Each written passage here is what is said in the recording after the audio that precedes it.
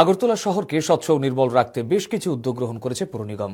এরই অঙ্গ হিসেবে আজ মুখ্যমন্ত্রীর হাত ধরে উদ্বোধন হলো 4টি প্রকল্পের। রাজধানীর বিবেকানন্দ ময়দানে এক অনুষ্ঠানের মধ্য দিয়ে এগুলির উদ্বোধন করেন মুখ্যমন্ত্রী। এর মধ্যে রয়েছে চাঁদিনামুড়ায় বর্জ্য স্থানান্তর কেন্দ্র, আমার আগরতলা অ্যাপের সূচনা, মশামুক্ত আগরতলা অভিযান এবং বাড়ি বাড়ি গিয়ে 51টি বর্জ্য সংগ্রহের গাড়ির আনুষ্ঠানিক সূচনা।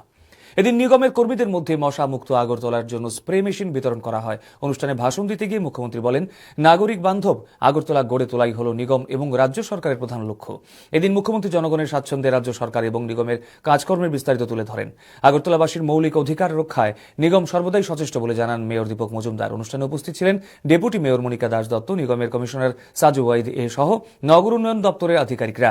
এদিন নিগমের সাফাই কর্মীদের একটি স্বাস্থ্য শিবিরের আয়োজন করা হয়।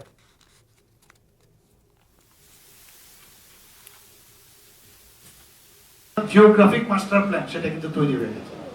আর আগরতলা মিউনিসিপ্যালিটিতে তো হয়েছে, আমরা মাস্টার প্ল্যান এখন তো কোথায় আপনার জমি যারা আসছে এবং বাইরের থেকে ওরা কিন্তু ইচ্ছে করলে এই মানে আমাদের যে এখন এত সুন্দরভাবে জিআই ট্যাগের মাধ্যমে এবং আমাদের স্যাটেলাইটের মাধ্যমে যে ম্যাপের মধ্যে কোথায় ওনারা এই যে ইনভেস্টমেন্ট, এতগুলো ইনভেস্টর এসছে 1200-র মতো, তারা কোথায় জমি লাগবে ওই এটা দেখে তারা কিন্তু সিলেকশন করতে পারে। আগরতলা চাইছে বিভিন্ন জায়গায়, ভারত ত্রিপুরার বহু জায়গায় এখন যেতে চাইছে। কৈলাসহরে কেউ মেডিকেল কলেজ খুলবে, কেউ বলছে আমি সাউথে করবো।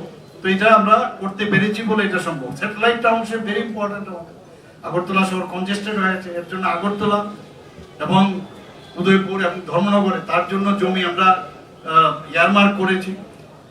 টুয়েব সুস্থ, স্মার্ট ও টেকসই নগর হিসাবে আগামী দিন আপনারা পাবেন। এবং এর জন্য যে অঙ্গীকার এবং যে আপনারা যে ডিসিশন নিয়েছেন যে এটা করবই করব, আমি আশা করি আপনারা সেই দিশায় আপনারা কাজ করবেন।